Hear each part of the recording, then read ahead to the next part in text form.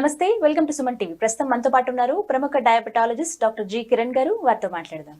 కిరణ్ గారు నమస్తే అండి. నమస్కారం. డాక్టర్ గారు, సాధారణంగా ఒక్కసారి బాడీలో డయాబెటీస్ ఎంటర్ అయింది అంటే ఖచ్చితంగా వాళ్ళ లైఫ్ లాంగ్ మందులు వాడాల్సిందే అనేది ఒక అపోహో. అది కాదో మీరే మాకు క్లారిఫై చేయాలి. దాంతోపాటుగా చాలా నీరస పడిపోతారు, ఎప్పుడు నీరసంగా అనిపిస్తూ ఉంటుంది ఎంత ఫుడ్ తీసుకున్నా కూడా. బట్ ఏది తీసుకోవాలో వద్దని కన్ఫ్యూజన్ ఉంటుంది.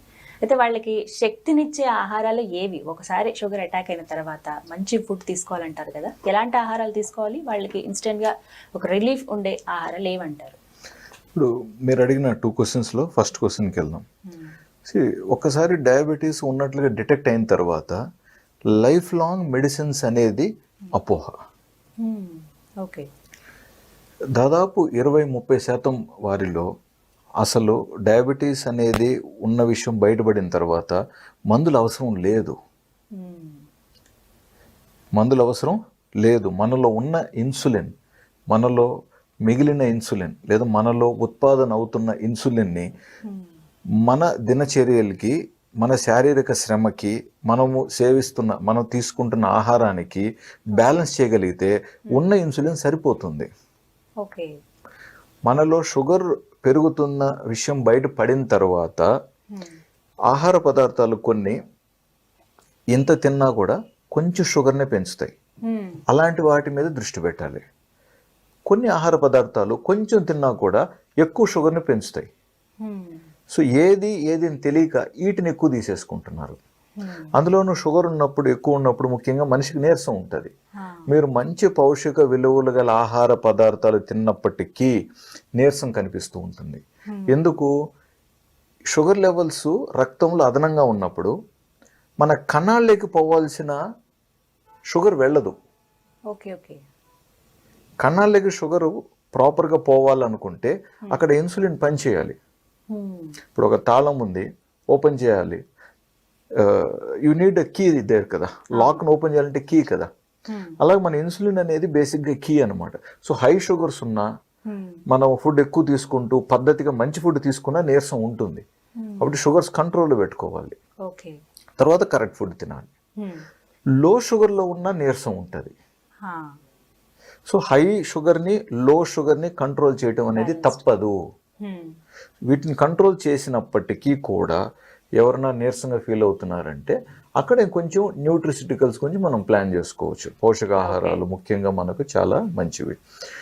మళ్ళీ ఫస్ట్ క్వశ్చన్లోకి వచ్చినప్పుడు ఇన్సులిన్ అనేది నిజంగా లోపం ఎక్కువ శాతం ఉన్నప్పుడు వాళ్ళకి మందులు, మాత్రలు అవసరం. కొంతమందిలో ఇన్సులిన్ కూడా అవసరం. అది డాక్టర్ చూసుకుంటారు.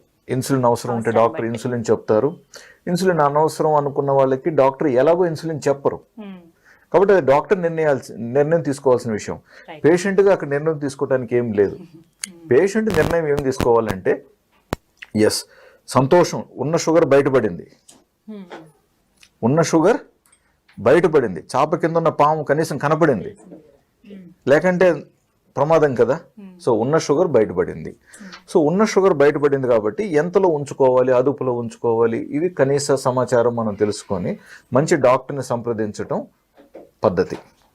డాక్టర్ని ఎంపిక చేసుకొని సంప్రదించిన తర్వాత డాక్టర్ ఏది చెప్తే అది కరెక్ట్గా పాటించడం ధర్మం. నువ్వు ఎంపిక చేసుకున్న తర్వాత డాక్టర్ని అతని దగ్గరకు వచ్చి కూర్చొని అతను మళ్ళీ ఆర్గ్యుమెంట్ చేస్తే ఆయన ఏం చేస్తారు? సో డాక్టర్ చెప్పింది పాటించాలి. కనీసం ఫస్ట్ 3 కన్సల్టేషన్స్లో డాక్టర్ చెప్పేది చిత్తశుద్ధితో విని, ఆలకించి, ఆచరించటం ధర్మం. ఫస్ట్ విజిట్లోనే కూర్చొని గూగుల్లో ఉన్న క్వశ్చన్స్ అని అడిగితే డాక్టర్ ఎన్నిటికి జవాబు చెప్పాలి, ఎప్పుడు ప్రిస్క్రిప్షన్ రాయాలి, వ్యాధి నిర్ధారణ ఎప్పుడు చేయాలి కదా. సో కొంచెం డాక్టర్తో మంచి పరిచయం ఏర్పడిన తర్వాత డాక్టరే ఏమేమి అవసరం అని చెప్తూ వెళ్తారు. ఏదైనా 1-2 పాయింట్స్ మిస్ అయితే పేషెంట్ కూడా అడిగి కనుక్కొని తెలుసుకొని కంట్రోల్ చేసుకోవచ్చు. సో ఫస్ట్ క్వశ్చన్కి కొంచెం అర్థమైంది మనకి. అండ్ మందులు ఒకవేళ స్టార్ట్ చేస్తే ఇంకా లైఫ్ లాంగ్ అలవాటు అయిపోతాయని భయపడతారు. అది కూడా తప్పు. హై షుగర్స్ ఉన్నప్పుడు కంట్రోల్ చేసిన తర్వాత చాలా మందికి మళ్ళీ మందులు అవసరం లేకుండా కూడా షుగర్స్ కంట్రోల్లో ఉంటాయి. సో మందు స్టార్ట్ చేసాం కాబట్టి అలవాటు అయిపోతాం అంటే పొరపాటు. పేషెంట్కి ఏది ఎంత అవసరం అనే దాన్ని బట్టి మందులు అనేది నిర్ణయించబడతాయి. సో చాలా వరకు అక్కడ క్రమశిక్షణ వహించినట్లయితే తక్కువ మందులతో ఎక్కువ కాలం, దీర్ఘకాలంలో కంట్రోల్లో పెట్టుకోవచ్చు డయాబెటీస్ని, ఇతర సమస్యలు రాకుండా కూడా నివారించుకోవచ్చు. ఎలాంటి ఫుడ్ తీసుకుంటే నీరసం రాకుండా ఉంటుంది? ఇప్పుడు మన పెద్దలు తిన్న కాలంలో ఇంత ఫుడ్ తిని ఇంతకాలం పని చేయగలిగేవాళ్ళు. అవును. ఉదయం 6:30-7 గంటలకి వాటెవర్ తింటే మధ్యాహ్నం సాయంత్రం వరకు మళ్ళీ ఫుడ్ అనే ధ్యాస దృష్టి లేకుండా పని మీద చిత్తశుద్ధితో పని చేయగలిగేవాళ్ళు.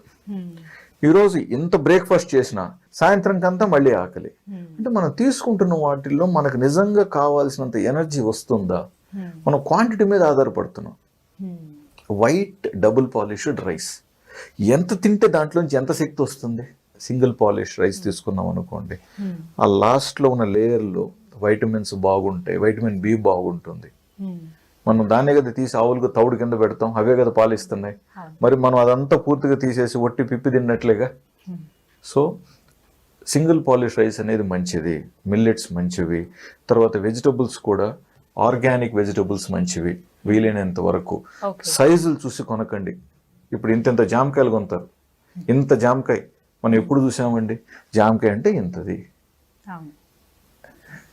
నిమ్మకాయ సైజులో ఉంటుంది మంచి జామకాయ. సో అలాంటిది ఒక 2 జామకాయలు తిన్నా మంచిది. మనకి ఇంత పెద్ద జామకాయ కొనుక్కొని మనము అంటే వెయిట్ సైజును చూసి మోసపోవాల్సిన అవసరం లేదు.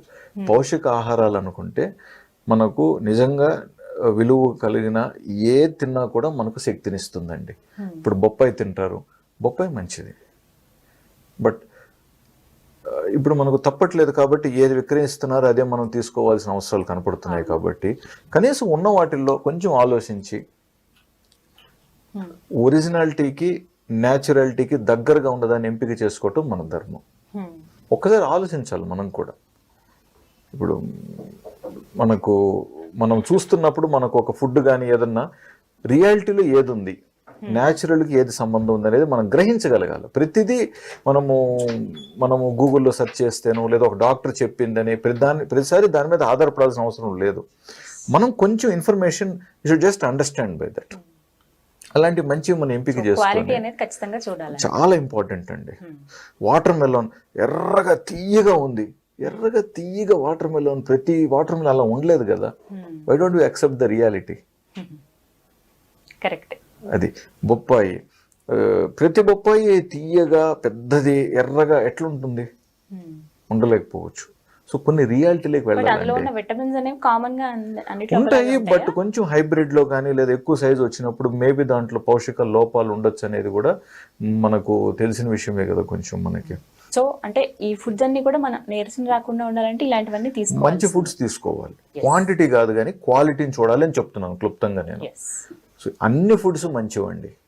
ఇప్పుడు చాలా మంది తెలిసి తెలియక అవకాడో మంచిదని పట్టుకుంటారు. మన తాతలు వాళ్ళ తాతలు అవకాడో తిని మనల్ని కన్నారా? అసలు అవకాడో ఇప్పుడు మనం ఎక్కడి నుంచి వచ్చింది? అవకాడో ఎక్కడ పండుతోంది, ఎంత కాలంలో వినియోగదారుడికి చేరుతుంది, మరి అంత కాలంలో నిజంగా దాంట్లో ఉన్న పోషక విలువలు నిలబడతాయా? ఎందుకు ఆలోచించాం?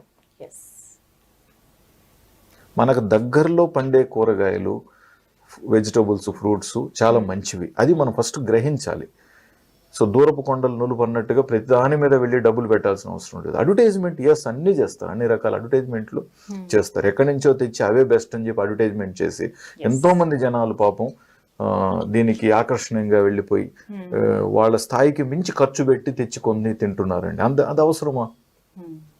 మనకు దగ్గరలో మనకు Hyderabad is a wonderful location. మనకు అన్నీ దొరుకుతాయి ఆల్మోస్ట్ మనకి. సో మనకు దగ్గరలో ఉన్న వాటికి ఫస్ట్ ప్రిఫరెన్స్ ఇవ్వాలి, తర్వాత కొంచెం ముందుకెళ్ళొచ్చు. అంతేకాని ది బెస్ట్ అనుకొని మనము ట్రై చేయటం అంత కరెక్ట్ కాదు. ప్రాక్టికల్ గా అన్నిటిని ఫాలో చేయాలి. సో అన్ని రకాల ఫుడ్స్ తీసుకోవాలి. క్వాలిటీ ఫస్ట్ చూసుకోవాలి. రెండోది, కొంతమంది ఏంటంటే పలానది బెస్ట్ అనుకొని అదే తింటూ కూర్చుంటారు. యాపిల్ మంచిది, ఇంకా రోజు 3 పూట్ల 3 యాపిల్స్ తినేసి ఎంతకాలం అది? సో నెక్స్ట్ సీజన్లో మళ్ళీ ఇంకొక ఫ్రూట్లోకి వెళ్ళాలి కదా మనం. అలాగే అన్నీ తినాలి. 4 వెరైటీస్ ఉంటే 4 వెరైటీస్ కొంచెం కొంచెంగా పద్ధతి ప్రకారంగా మనం తీసుకొని వెళ్ళాలి. అదేవిధంగా ఇది వరకు మనం ఒక భోజనానికి కూర్చుంటే ఒక 3 రకాల కూరలు ఉంటాయి, 3 రకాల కూరలు కాస్త తినేవాళ్ళం. ఇప్పుడు ఏమైపోయింది? Preference, choice, favourite. ఒకటి ఫేవరెట్ అయిపోతే ఇంక అంతా అదే, ఇంకేది పట్టించుకోరు. ఈయన ఫేవరెటే. ఇంకా మన పాత కాలంలో మనము మనం బంతి భోజనంలో కూర్చుంటే బెస్ట్ ఐటమ్ కొంచెం పెట్టేవాళ్ళు. అవును. చాలా తక్కువ. ఇప్పుడు బఫే సిస్టంలోకి వెళ్ళింది. సో ఆ బెస్ట్ ఐటమ్ మీకు ఇష్టం కాబట్టి ఆ బెస్ట్ ఐటమ్ ఇంత పెట్టుకొని తింటున్నాం. అట్లా it's all about discipline and personality. మనకి ఏది నిజంగా మంచిది అనేది మనం డిసైడ్ చేయగలిగితే, ముఖ్యంగా మన పిల్లలు దీన్ని చూసి నేర్చుకోవాలి. అక్కడ ప్రాబ్లం అవుతుంది. అట్లీస్ట్ మనకన్నా కొంచెం భయము, కొంచెం బాధ్యత ఉంటుంది కాబట్టి ఓకే ఇది ఇంతటితో మనకు చాలు అని మనం అనుకోగలుగుతున్నాం. బట్ పిల్లలు ఏంటి, నా ఫేవరెట్ అని అదే తింటున్నారు వాళ్ళు. అది కొంచెం మనం జాగ్రత్త పడాల్సిన విషయం ఎంతైనప్పటికీ. సో ఇవి ఖచ్చితంగా మీరు అన్నట్టుగా ఓవరాల్గా చూసుకుంటే క్వాంటిటీ కన్నా కూడా క్వాలిటీ చాలా ఇంపార్టెంట్. అదొక్కటే తెలుసుకోవాలంటారు. Right. Thank you so much doctor గారు. నమస్తే. చూసారు కదా, ఇది వాళ్ళ వీడియో. ఈ వీడియో కనుక మీకు నచ్చినట్టయితే లైక్ చేయండి, షేర్ చేయండి, కామెంట్ చేయండి, మా ఛానల్లో సబ్స్క్రైబ్ చేసుకోండి.